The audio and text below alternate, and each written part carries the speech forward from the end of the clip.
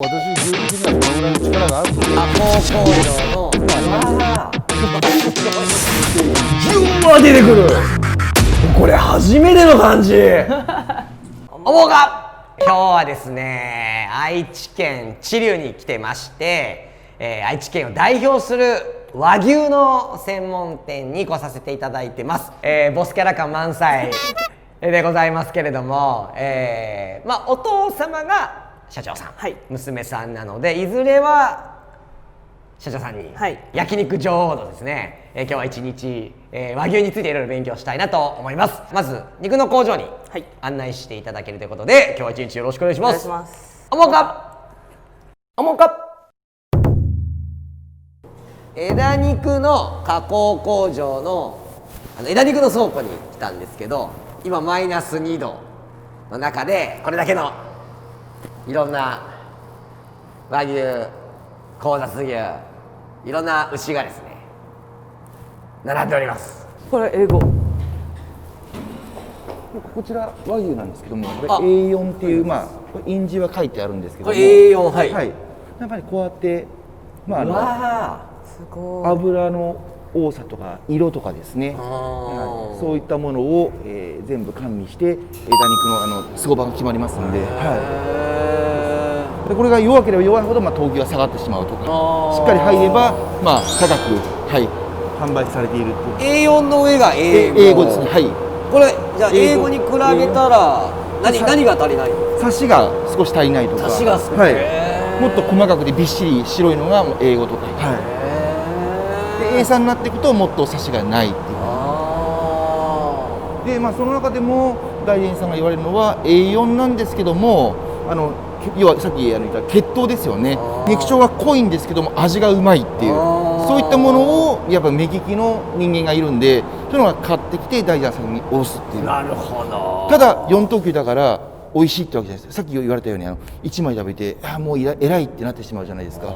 じゃなくて1枚2枚食べても美味しいっていうのを目指しているところですね。すごいな。これがだいたい205、これ260キロ、これが半頭なんですよね。半頭こればっかり割ってるんですけど、だいたい500キロから600キロの大きい牛だと600キロになりますよね。これがももになったりロースになったりヒレになったりバラになったり、でこっちが腕になったりとか肩ロースになったりですね。こういうふうに今から分けていきますので、じゃあちょっと分けてるところを勉強させていただいて、よろしくお願いします。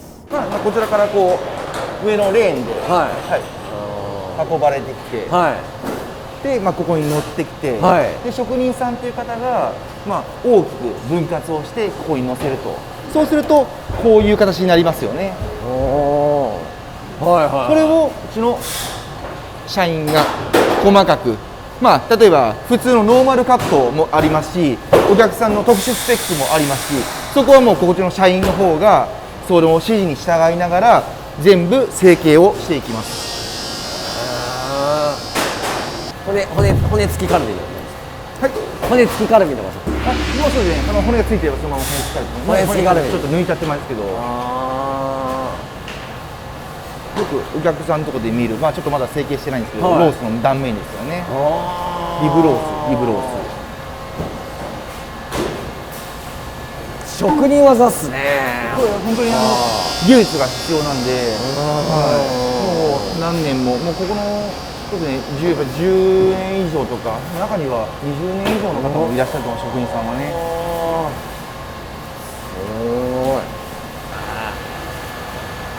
これで来るの？これで来るのもある。分かれてくるのも。こんなでかくで来るの？店でさばく。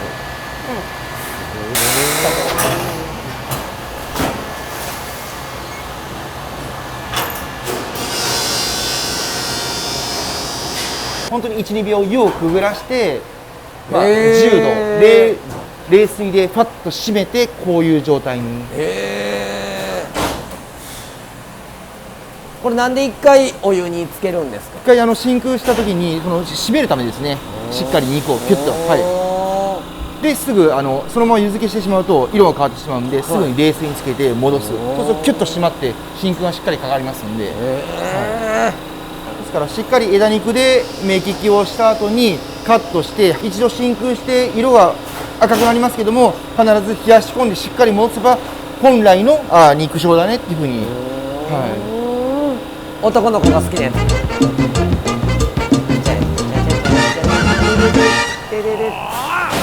っしゃー。思うか思うかということで、これから社長にちょっと肉のさばき講座を受けたいと思いますので、社長よろしくお願いします。よろしくお願いします。これははい、岩手県の水沢牛っていうなかなか手に入らない牛ですけど、油質が良くてとても美味しいお肉です。部位はリブロースです。これをちょっとばらしてみましょう。ぜひはい、わかりました。ここが、リブロースはかぶり、巻き、芯ですね。で下駄です。はい。ここから4つの部位が取れる。そうですね。はい。結構簡単に剥がれるんですね。簡単に剥がれます。やってみますか。ぜひ。はい。どうぞ。はい。下へ落としてもらいます。はい。手切らないようにしてください。それでいいです。はい、OK です。はい。リブロースかぶりで、焼肉がほとんどですね。やっぱり、はい。このままスライスにして、例えば牛丼ですとか、すき焼きでも構いません。はい。であとこう油を吸いて、まず心の中では感謝しています。まずね、やっぱり私たちが一番あれはね、上からで大変申し訳ないですけど、命をいただいていますからね。これは命をいただいとるから、いつも45年になりますけど、最初の肉屋の小僧やっとる時の親方の教えでね、いつも心の中で拝んでます。これはね、45年忘れたことないです。大事なお話。これが一番大事かな。今の子はちょっとわからんかもしれんけど、だから物じゃないんですね。これ命をいただいたものですからね。それで私たちがなりわいを立ってますから、本当に感謝の気持ちでいっぱいです。これが巻きっていうはい超レアですね。あんまり聞いたことない部位です。いや、これはもう強烈にうまいです。巻き食ったら最高にうまいです。はい。であるやつとないやつがあるけど、ここがポコンと取れるんですけど、これが鉛筆です。鉛筆。はい。これが下駄ですね。下駄。ここは外さんでスライスして使ってればいいんですけど、ここはもうステーキでも焼肉でも何でもいいです。ちょっとまだ成形せないかんですけどね。油を取って。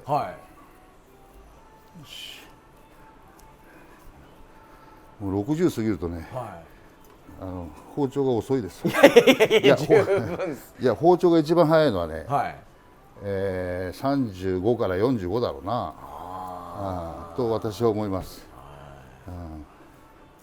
いまだに衰えずに。いやもう衰えてます。もう60もうすぐ半ばになってきちゃうもんで。相変わらずお元気でも。元気じゃないですけどね。そうですか。1枚切ってみましょうか。ぜひお願いします。これをこのぐらいでステーキに焼くとうまいです。うわ、めっちゃ綺麗ですね。よし。このね、焼肉はうまいですよ。ガツッときますね。はい。こんな感じです。すごい。笑顔でお客様を迎えて、美味しいドリンクを飲んで、その後にお任せ物を取ってこれから食べるともうガツンときます。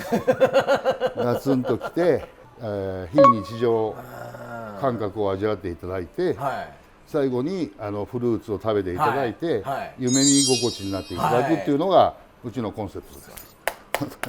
やっぱり牛を知れっていうことを私言うんですけどね、そうするとお客様に勧めやすいじゃないですか。全てはお客様の笑顔なんですよ。それしかないです。だから自分たちがさばけて、うちはホールのスタッフもさばきますけど、じゃないとわからないですね。これは本当にお客様に勧めていいのか。また今赤身志向で、だから難しいですね。赤いのがいい、赤いのがいいって。でもね、このリブロース、焼肉の厚さのこのぐらいに切って、このぐらいですね。これですね。このぐらいに切って、今塩が入ってますけど、これを本当にタレで揉んで食べていただいて、もちろんビールでもハイボールでもご飯でもいいです。タレで食べていただくと本当にうまいです。感動すると思います。もうお客様10人トイレになっちゃいましたもんで、難しいですね。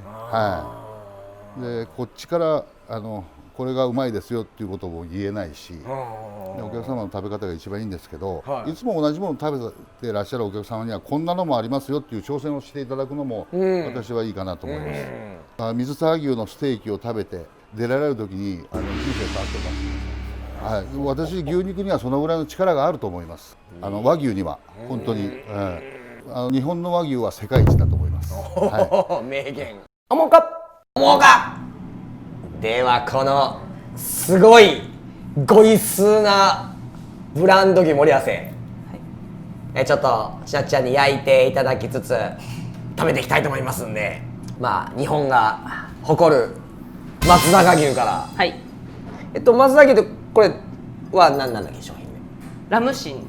ちょっとラムシンからいきたいと思います。じゃあちょっと焼いていただいて、ラムシンって部位でいうとどこになるの？ランプとイチボの間です。ランプとイチボの間。部位でいうとどの辺？もも。この辺？ちなっちゃんってやっぱじゃあずっと和牛食べて生きてんの？はい。20年。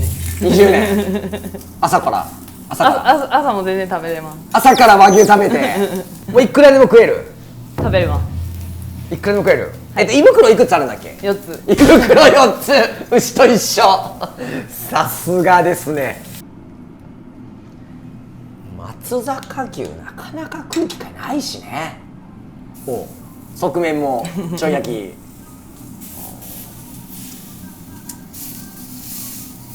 見てください、肉がスタンドアップしております。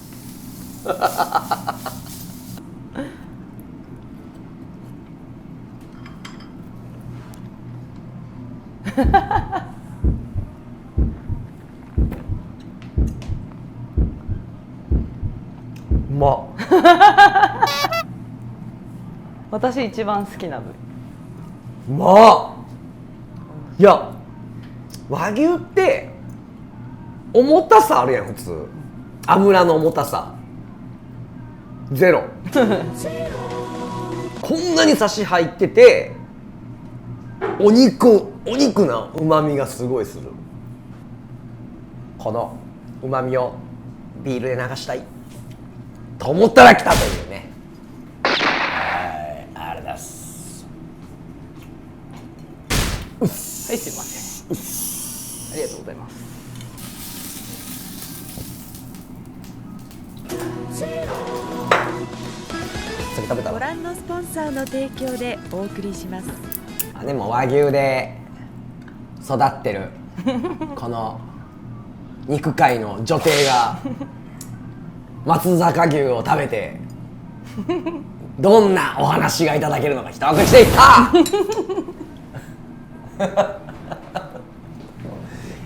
いきましたね。肉が吸い込まれるように入ってきましたね。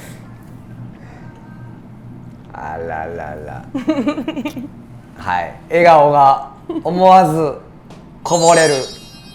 はい、どう？おいしい。おいしい。なっちゃんはお酒飲まないの？あんまり。はい。牛乳が好きなんだっけ？はい、牛乳1日どれぐらい飲んだんだっけ、最高記録。4.5 リットル。1日牛乳 4.5 リットル飲んでおります。すごい。そんなやつおらんね。すごいね。牛乳で経済を回してるんです。和牛を食べて牛乳飲んでこんなんできました。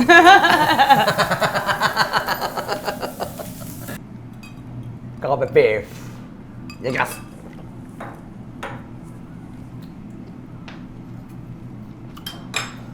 うまっ。うましか言うとらんけどうまいな。松阪牛より油のパンチが強い感じ。合っとる？合ってます。やっぱ味濃いんやね。これで食べ比べると松阪牛の方がなんか和食っぽい。で神戸牛がなんかバンとくるんでなんかフレンチ食ってるみたいな。合っとる？合っとらん？部位にもよるかな。焼肉屋さんみたいなこと言うね。焼肉屋さん。先ほど社長にさばいていただいたあの水沢牛の、じゃあ今日は鉛筆を言っていただこうと思います。お願いします。はい。油。高校の時どんな高校生活やの？なんかスポーツやっとった？ハンドボール。ハンドボールやって。で夜は？夜は何してんの？クラブ。何歳で10でクラブで遊んでました。クラブで何してんだっけ？ DJ して DJ この風格10DJ 和牛屋さんの社長の娘ボスキャラやんあらららら。タイプの男性とかどんな人？面白い人。面白い人。あとは？あと、大丈夫、考えすぎて肉焼けてガチ。確かに。なんだろうな。いろんなとこ連れてってくれる人。どこ連れてってほしいの？じゃあ面白くて沖縄連れてってくれる方は DM ください。いただきます。これ初めての感じ。ジュワー出てくる。肉汁ジュワやけどしつこくなくて、シュッと折られなくなりました今。お口からシュッと折られなくなりました。いやこれ美味しいわ。鉛筆です。鉛筆しか食わん人分かるわ。食べてどうだとかさ、やっぱエキスパートとしてね、和牛の美味しい。ということで、まあ毎回ね、秀樹さんの娘さんもそうやったけどね、おいしい社長の娘はおいしいしか言わんせきこれ強めていきたいなと思います。大善さん来るといろんな和牛の食べ比べができるという。大善さんぜひおすすめなので概要欄貼っときますんで、ぜひ、ご予約していただいて遊びにいらしたらいいんじゃないかなと思います。思うか？これのクーポン企画をちょっとご相談したいなと思います。なんか思うかって予約したらなんかちょうだい。知立の駅前のクロスゲート店限定で食後にフルーツサービスさせていただきます。ショーケースに入ったすごいフルーツ。はい。ご予約の時に思うかって言ってくださいね。思うか思うか思うかいいでしょこれ。だから今回は、お肉の工場から、それが、飲食店に入ってきて、どうさばかれてお客様にどう提供されて、で食べてみてどうだったという、肉の潮流が勉強になった動画になったんじゃないかなと思います。じゃあ今日の経論いきます。今日の経論ババン。俺はお笑いと結婚してしもたんや。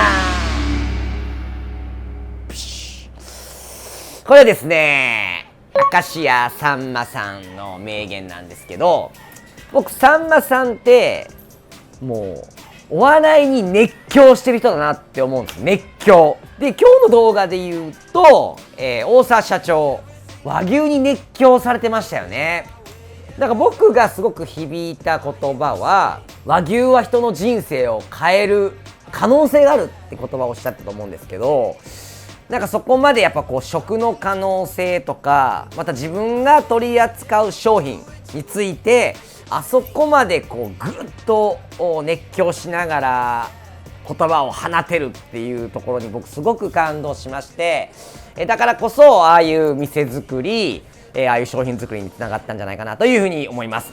こう熱狂してればブレないし、ブレなければ一生懸命やり尽くして、でやり尽くしたなーっていうところまでいけると思うんですよね。